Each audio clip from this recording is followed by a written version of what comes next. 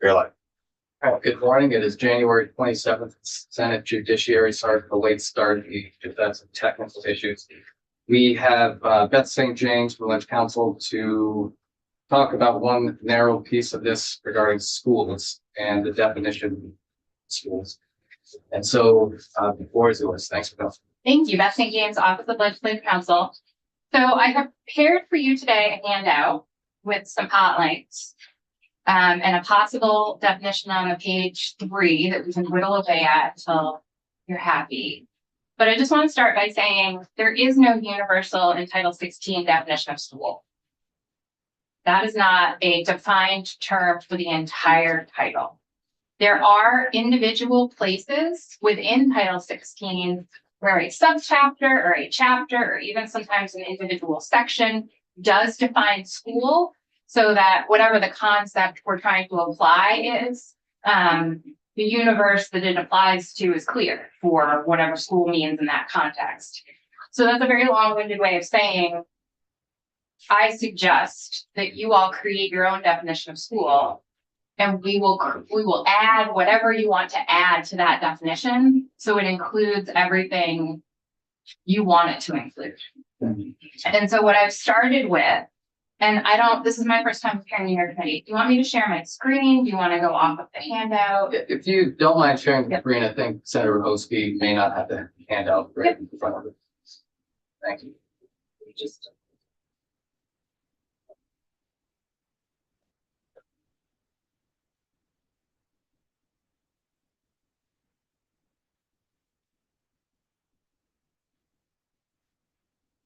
Okay. So I started with the master definition statute in Title 16. So in Chapter 1, Section 11, Title 16, there is a master list of definitions that apply to the entire title, unless obviously the context otherwise clearly requires. Anything you see that's underlined and highlighted is a hot link, so that'll take you right to the statute. All I've done here is use my own judgment to pick some terms that may be applicable to this discussion. So, for example, public school means in Title 16, an elementary school or secondary school operated by a school district. Pretty self-explanatory. Independent school is going to include both approved independent school and recognized independent schools. School district is a defined term. Adult education and literacy, I think, is going to be an important concept, potentially, depending on your goals here. And then I've pulled out the definitions for recognized and approved independent schools, so you can see that there are 2 categories of independent schools, even though the term independent school encompasses both of them. Home study program, I just added it here because it is an option under our compulsory attendance rules, although I don't know what your goals are here related to home study. Supervisory union is a defined term. Supervisory district is a defined term. Tutorial program is a defined term and may be applicable to what you're talking about. Pre-K may be applicable to what you're talking about. And approved education programs and teen parent education programs may be applicable to what you're talking about. So, and I see Senator Kio's the other hand up, and I don't. Senator Hosky. Yeah, absolutely. Given that I'm not looking at Section 160, the cross-reference on the independent schools, I'm just wondering if that would apply to only schools that are approved to receive public funding or all independent and private schools. The term independent school encompasses all approved independent schools and recognized independent schools in the state, regardless of whether they're approved to receive public tuition. Okay, thank you. So what the terms I've included here are actually, let me take a step back. So Vermont has a compulsory attendance law. So if you are between the ages of 6 or 16 in the state, generally speaking, you are required to be enrolled in a public school, an approved independent school, a recognized independent school, or a home study program. As long as you're enrolled in one of those things, you're meeting the compulsory attendance requirement. So when you are talking about school, those are the first kind of places that I think of: public schools, independent schools, as schools. But then from there, especially when it comes to the public schools, students may need extra services, or they may be in a position where their most appropriate program for them is not in a public school or an independent school. And that's where you get pulled into, or that's where you pull in the definitions for tutorial program and approved education program, which includes teen parent education programs. Teen parent education programs are a part of approved education programs. Under the statute that dictates which educational programs a public school can pay tuition to in Title 16, approved education programs and tutorial programs are included there. So to me, that means there is an option for students to be educated in a tutorial program or an approved education program that's not going to be a part of the public schools and not going to be a part of the independent schools.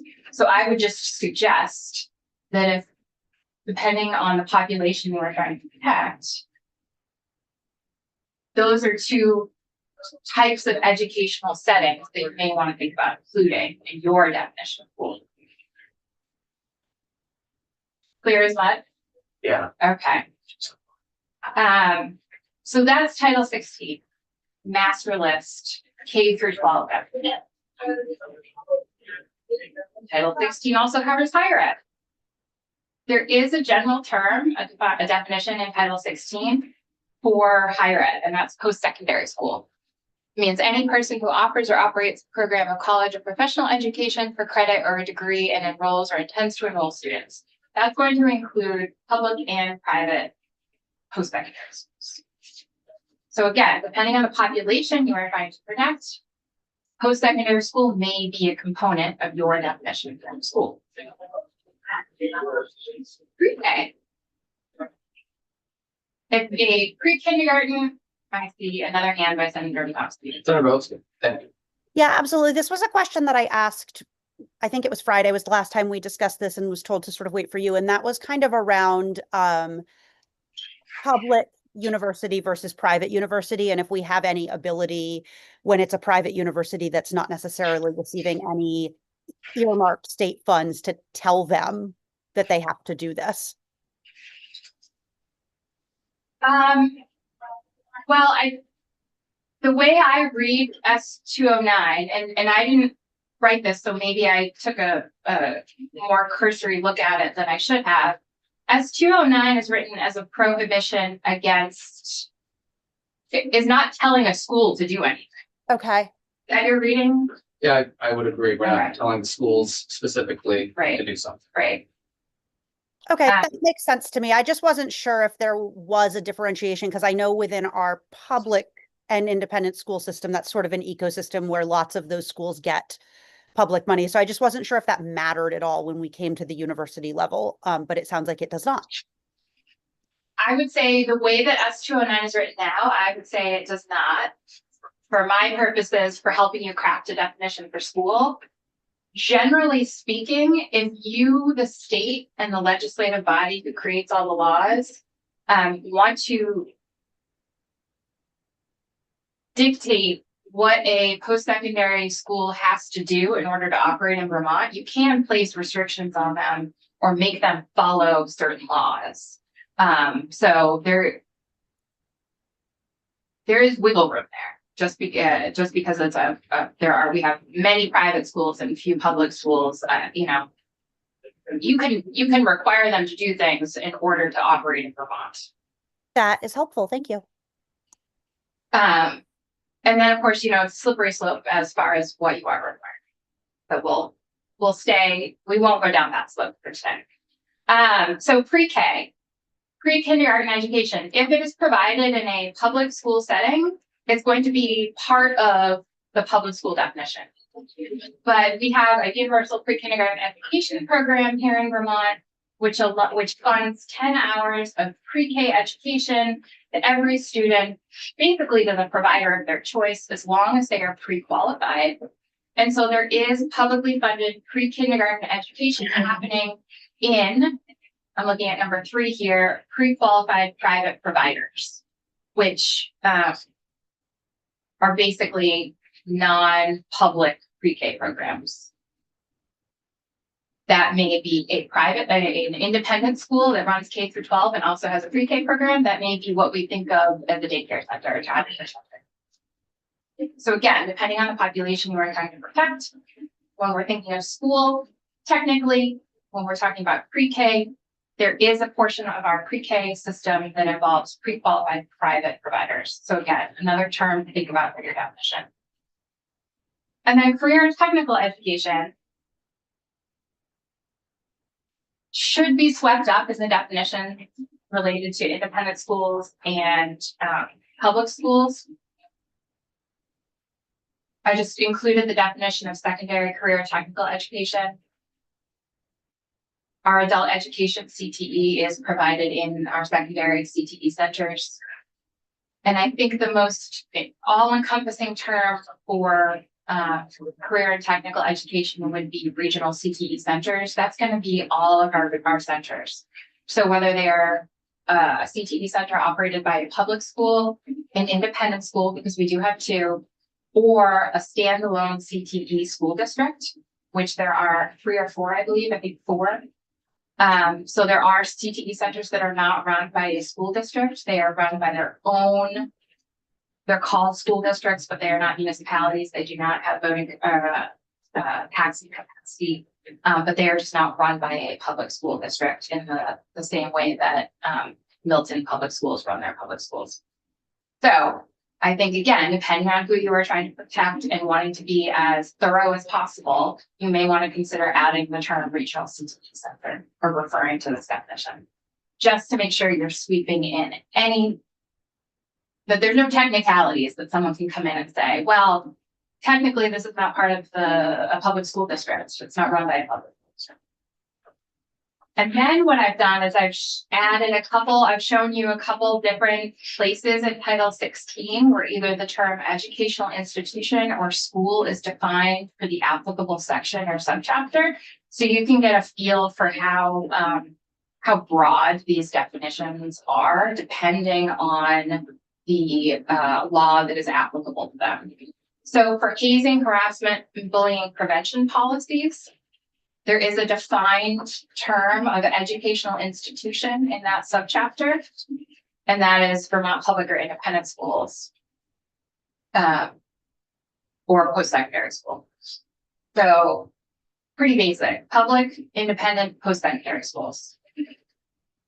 This is going to exclude your approved, or I shouldn't say exclude, it's not going to include approved education programs, which include teen parent programs. It's not going to include tutorial programs. It's not going to include pre-qualified private pre-K providers.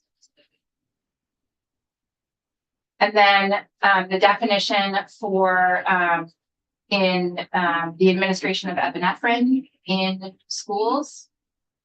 There's a definition of school just for this particular section. And that means a public or approved independent school and extends to school grounds, school sponsored activities, school provided transport, school related programs. You'll see I borrowed some of that language when we get down to my suggestion to you all. Again, this is just public and approved independent schools. So pre-K through K through 12, pre-K if you are a public school. But does not apply to post-secondary schools. So really, you can create a term that encompasses all of the educational institutions that you want it to encompass. And that is what I have for you on the last page. I have kind of done a brain dump here of every type of program I can think of related to holistically Vermont's education system. And you can whittle away at this, you can add to it, you can change it, but I would suggest that instead of school, I would say you use something like educational institution. You can really use whatever term you want. And then you just refer to already defined terms, right? So there's a definition for public school. You just reference that. Independent school, you reference that. Regional CTE center, you reference that definition. Approved education program, you reference that definition. Pre-qualified private provider, post-secondary school. Here's a term that we have not talked about yet, and that is Board of Cooperative Education Services, BOCES. That's a relatively new construct to our public education landscape in Vermont, which is essentially a cooperative formed by supervisory unions to provide shared services to supervisory unions. But they are, their enabling legislation allows them to run programs. So it would be a program that is not run by a public school district or a supervisory union. And one of the areas where BOCES may be concentrating is in special education. So it is entirely possible that a BOCES is running its own special education program. And so I would suggest that you consider adding an educational program operated by a BOCES to make sure that you're sweeping in any of those programs that if they were individually operated by their individual school districts would automatically be swept in with public school. But because they're being operated in a cooperative setting, you may need to actually specifically call them out so that there's no loophole there. Tutorial program we've already mentioned. Adult education and secondary credential program. Our adult education and secondary credential program is a part of our education landscape. It is a program that is governed in chapter or in Title 16, part of flexible pathways. Part of its funding comes from the Ed Fund, part of its funding comes from the general fund, but the educational programs, the services that the participants are receiving are not happening in a public school and they're not happening in an independent school. They're happening in adult education programs. There are centers around the state that apply to AOE for grant funding to run these programs. And so again, depending on the population you are trying to protect, adult education and secondary credential program, you may want to specifically call that out and sweep that in. Eligibility to participate in this program is as young as 16. And then I just loved this. I didn't write this, but my colleague Katie McClin did, that epinephrine language. But I really, the term educational institution shall also extend to the grounds operated by, activities sponsored by, transportation provided by, and programs related to.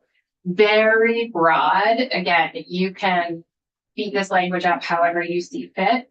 But again, depending on how far you want your protections to go, and how the lead-in language to this definition goes, right? If you're not specifying a specific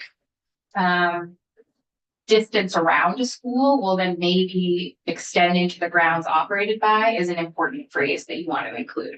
But if you already have, 25 feet around or 100 feet around, whatever that is, maybe you don't need to say grounds operated by. Again, activities sponsored by,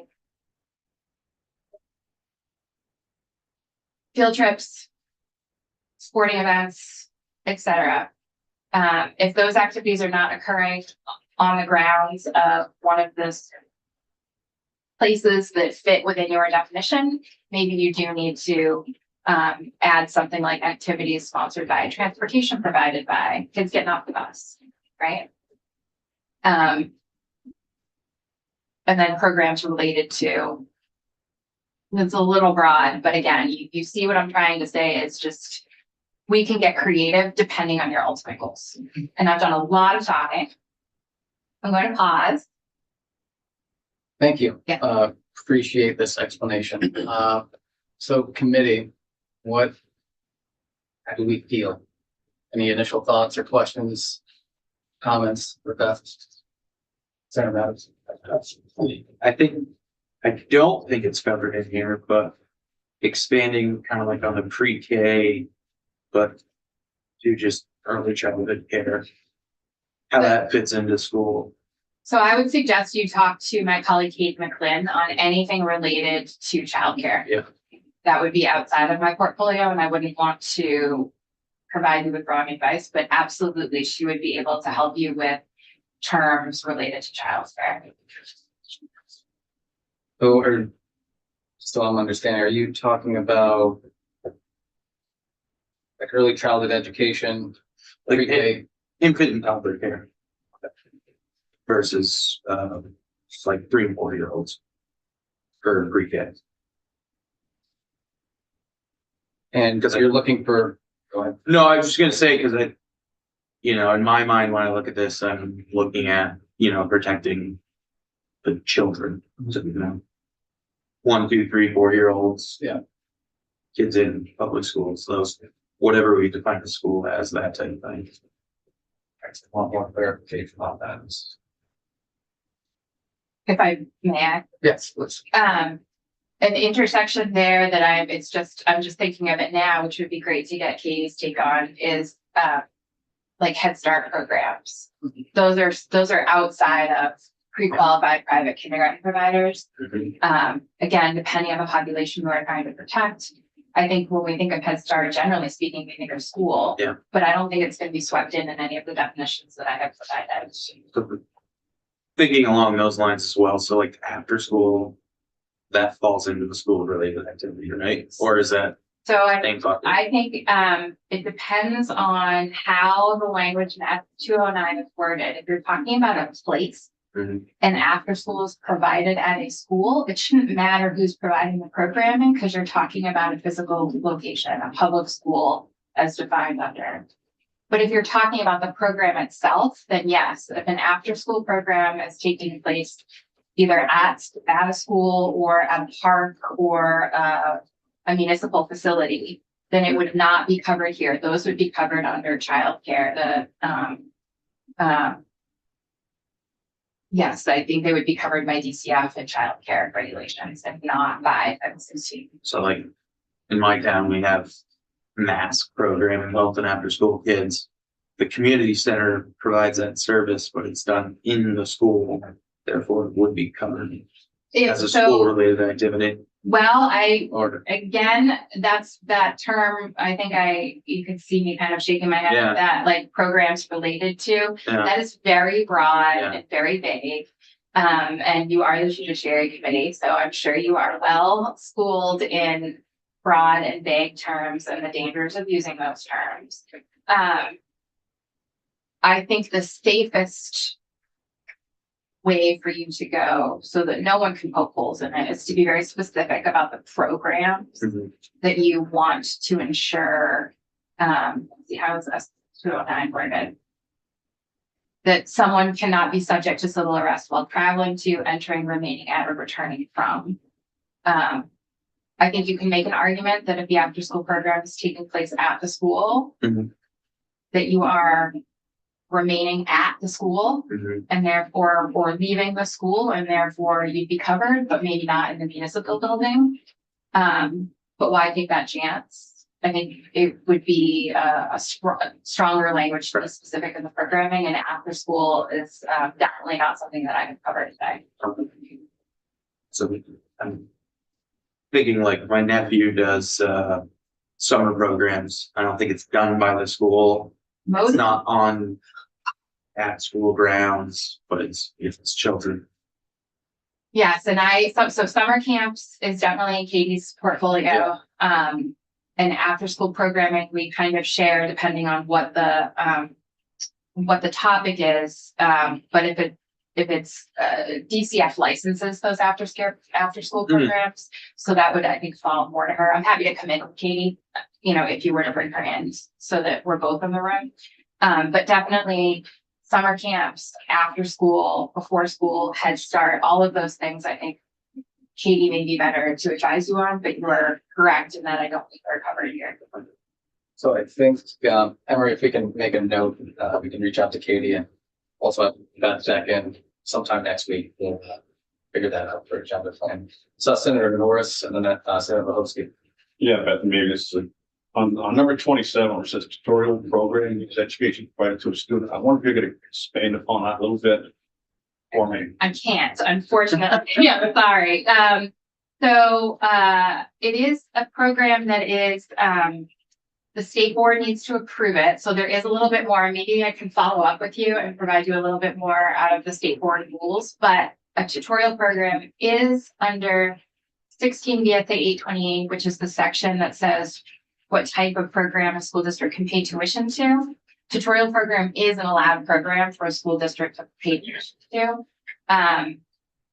Beyond the black letter of the definition, I can't provide any nuance today, but I can absolutely follow up with you.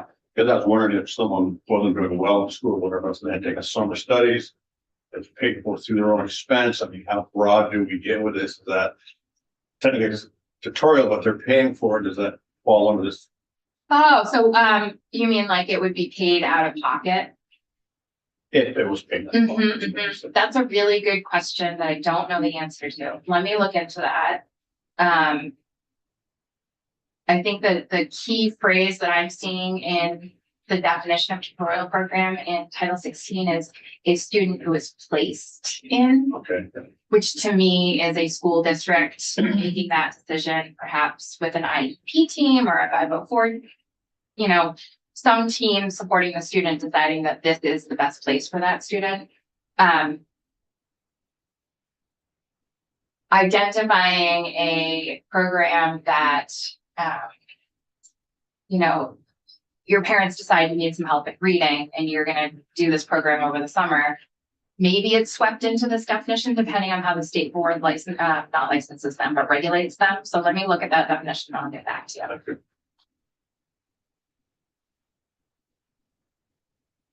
Had a thought, but I forgot it. So, and Senator Votes, yeah, so Senator Votes. Great, thanks. So this is actually bringing up, and I don't know whose portfolio this is, but Beth, maybe you do, or Senator Hashim, maybe you do, and that is sort of the definition of municipal building, because I think that when some of the after-school programs we're talking about might not be captured under school, but would be captured under municipal building. But then I'm thinking of my own town, and is the Maple Street Pool a municipal building? Is the Sand Hill Park a municipal building? And so I think that it also is going to make sense for us to get whomever in whose portfolio is that, and it may be Tucker, to help us define municipal building. Okay.